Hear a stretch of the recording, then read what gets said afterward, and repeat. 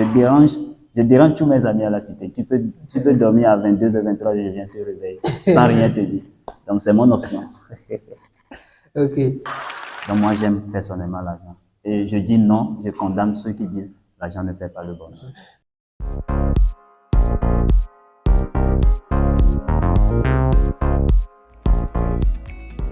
My Generation est une série dans laquelle nous recevons ici pour vous les gens qui ont étudié à l'INFA de Togo.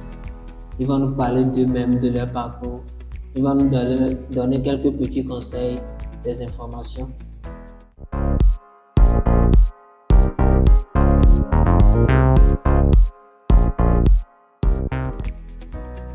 Monsieur Vincent, comment allez-vous? Je vais bien. Ok. Nous sommes ravis de vous recevoir ici. Nous sommes très contents de cela. Ok. Maintenant, nous allons essayer de parler de votre parcours à l'INFA. Nous allons essayer de recevoir auprès de vous des informations, des conseils. Donc, pour cela, nous allons poser quelques questions, etc. afin de pouvoir animer ces quelques minutes que nous allons passer avec vous. D'abord, je vais vous demander comment est-ce que vous avez entendu parler de l'INFA pour la première fois? Bon, merci pour la question. Tout d'abord, je suis Vincent Koutoukouli à l'état civil. Je suis un étudiant en fait de formation option agriculture à l'INFA de Tové. Bon, pour la question, j'ai connu l'INFA de Tové comme suit. J'avais dit à un ami, s'il y a des concours, balance-moi les infos.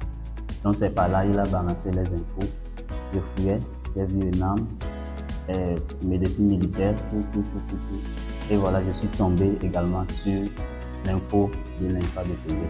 Ça veut dire que bien avant, vous ne connaissiez pas l'INFA de Tové? Non, je n'ai jamais entendu. Avant de venir ici, est-ce que vous étiez où? Bon, j'étais à Lomé, plus précisément à Bekuta. Bekuta. Donc c'est là-bas que réside votre famille. Donc c'est ça? Oui. Donc, et ainsi, qu'est-ce que vous faisiez? Est-ce que vous étiez étudiant, bien vous venez directement de recevoir votre baccalauréat? Ou bien c'était comment dans cette période-là avant de connaître l'INFA à travers ce document que l'année vous envoie? Bon, j'ai eu mon bac en 2020, j'ai eu le bac T et j'ai continué mon étude en licence à la FASEG. À la FASEG. Merci de nommer ça. Oui. Donc cela ne m'exclut pas de faire aussi les petits jobs tels que la zone franche. J'ai travaillé avec la CRBC chez les Chinois, là où j'étais manœuvre. Vous avez eu à manœuvrer, à bosser de gauche à droite. Et c'est dans ce moment-là que vous avez entendu parler de l'INFA. Donc dites-nous, qu'est-ce qui vous a motivé à dire, je vais aller à l'INFA? Qu'est-ce qui vous a motivé à faire? Bon, vous savez quoi, moi depuis le bas âge, je suis là. Comme j'ai fait Lomé, il n'y a pas de portion de terre pour cultiver. Déjà, je fais des pots et je mets le maïs de haricots. En ce moment, je ne savais pas que c'était niébé. Je disais haricot, je le mets. Après, je fais récolte, je prépare. Moi seul à la maison, je mange. Si mon papa me demande, donne-moi un peu, je dis non, je le fais moi-même. C'est mes œufs. Donc, dès le bas âge, j'aime la vie. Donc, c'est ça qui m'a motivé en fait à continuer la formation. Intéressant. Vous aviez ça dans le sang, en quelque sorte, si on peut dire. Ouais. Maintenant, sûrement qu'en venant à l'INFA, vous aviez des attentes. C'était quoi comme attente? Bon, j'ai connu l'INFA, j'ai documenté sur les gens qui me disent l'INFA c'est très bon. Ils sont plus focalisés sur les pratiques et que si je finis ma formation en même temps, je peux trouver. C'est ce que j'ai comme idée avant de venir à l'INFA. Je suis venu, après j'ai vu que l'INFA elle-même nous enseigne l'entrepreneuriat agricole et non venir après tout être embauché par quelqu'un pour le travail. Donc ça veut dire que les pratiques que nous obtenons ici à l'INFA nous poussent vers l'entrepreneuriat plus que vers la fonction publique ou bien choses comme ça. Est-ce que maintenant, à travers cette formation que vous avez obtenue durant ces 3 ans-là, on peut dire que vous êtes outillé pour pouvoir démarrer une entreprise aujourd'hui ou bien être entrepreneur? Si la formation que moi j'ai reçue personnellement à l'INFA, je peux dire que je suis à 90% prêt à entreprendre en domaine agricole. Quelle qu'en soit la foresterie, l'élevage et l'agriculture, les trois choses là, je suis bien calé dedans. On peut vous faire confiance pour démarrer une entreprise parce que l'INFA vous a bien outillé. Maintenant, dites-nous, vous avez choisi l'option agriculture comme vous l'avez dit et vous nous avez expliqué aussi que voilà, il y a ci que vous a motivé et vous avez ces attentes-là qui sont plus ou moins comblées. Maintenant, en dehors de l'option agriculture, qu'est-ce que vous avez eu à apprendre? Vous avez dit par exemple l'élevage et tout ça. Dites-nous comment vous avez réussi à apprendre des choses venant d'autres domaines qui ne sont pas forcément le domaine de votre option. Bon, comme je le disais, j'ai appris beaucoup de choses dans l'agronomie elle-même. Et je peux dire, en foresterie, je suivais un monsieur qui s'appelle Monsieur Valentin pour le chantier. Il fait piquetage et plantation des plantes fruitières et des plantes forestières. Donc c'est par là j'ai maîtrisé mieux la foresterie. Je fais aussi le greffage. Et en domaine de l'élevage, communément, j'étais parti en stage premièrement de découverte de milieu rural et secondo stage de technique en entreprise. C'est ces deux stages qui m'ont fait connaître l'agronomie et l'élevage. Après cela, il y a aussi les amis élevage à la cité avec qui je demandais des conseils. C'est par là que j'ai connu aussi l'élevage. Je peux dire à 75% l'élevage, je suis calé dedans. Et j'ai appris aussi que vous êtes graphiste, c'est vrai? Oui, je suis un graphiste. Je ne suis pas tellement mieux, mais je fais le maximum pour faire sortir des affiches et des vidéos propres. Et vous vous aventurez aussi dans le domaine de la réalisation. Ça veut dire que malgré le fait que vous êtes là pour vous former dans le domaine agricole, agriculture, etc., vous êtes tourné aussi vers d'autres horizons afin de pouvoir apprendre de gauche à droite. Donc, qu'est-ce que vous aimeriez donner comme conseil aux jeunes actuellement qui aimeraient venir à l'INFA? Bon, comme conseil d'un grand frère, j'exhorte tous les jeunes passionnés de l'agriculture de faire leur formation à l'INFA de Tové. Parce qu'à l'INFA de Tové, nous sommes plus pratiques. Et aussi, en venant ici, ils n'ont qu'à garder en tête de faire le maximum pour faire leurs 3 ans. Parce qu'à l'INFA ici, c'est pas facile. Après cela, combler les vides, le temps vide avec d'autres formations pour pouvoir réussir et de ne jamais baisser les bras. Donc c'est ce que je peux dire aux jeunes futurs venant à l'INFA. Il ne faut pas baisser les bras, il ne faut pas rester sur ses lauriers, c'est intéressant. Et l'autre fois, nous avons eu le délégué de la cité N qui était de passage et nous a dit que vous êtes l'élément le plus intéressant de sa cité. Dites-nous, c'était comment la vie à la cité? Bon, la vie à la cité, depuis chez mon papa, c'est les vacances, je viens. J'ai fait internat à Chose-là, à Togoville. Donc déjà, je maîtrise la cité. Ouais, je maîtrise bien la vie à la cité. Je sais comment taquiner mes amis, tant bien que des fois ils se fâchent contre moi. Et on essaie de combler ce vide. Des fois, tu en auras manque de certaines choses. Tu demandes, donne-moi telle chose, il te donne. Après, tu lui aussi revient. Donc, la vie de la cité, je maîtrise en fait. Et surtout moi, Vincent, je dérange tous mes amis à la cité. Tu peux dormir à 22h, 23h, je viens te réveiller sans rien te dire. Donc, c'est mon option. Ok. Ça, c'est bien. Ça veut dire que dans la cité, vous avez appris à côtoyer avec les gens. Et il y a cette communion entre vous.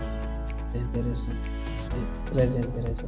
Maintenant, en dehors de ça, vous avez comme pratique sportive, vous êtes gardien de but. C'est pas tout le monde qui peut être gardien de but.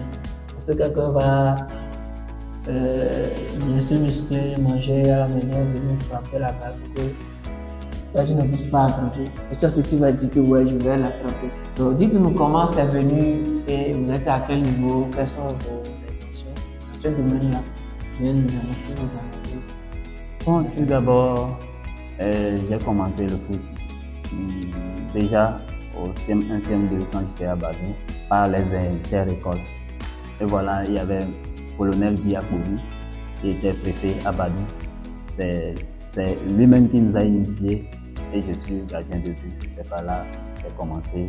Je n'ai pas fait comme ça les centres de formation, mais je suis mieux à travers mes expériences que j'ai en football pour évoluer. Et je peux dire que le football, c'est un plan C. C'est aussi une des passions pour moi. Ce n'est pas... Bref, il faut comprendre que c'est une passion pour moi. C'est important. On peut dire qu'il y a plusieurs plans, comme vous l'avez dit, parce qu'on ne sait pas d'où ça peut venir, d'où le salut peut venir. Donc, on entretient tous les rêves et on croit en Dieu pour qu'il puisse se réaliser. Maintenant, vous aimez les réseaux sociaux? Je peux dire ça ici. Oui. Maintenant, dites-moi, quels sont vos rêves ou bien vos objectifs en matière de réseaux sociaux?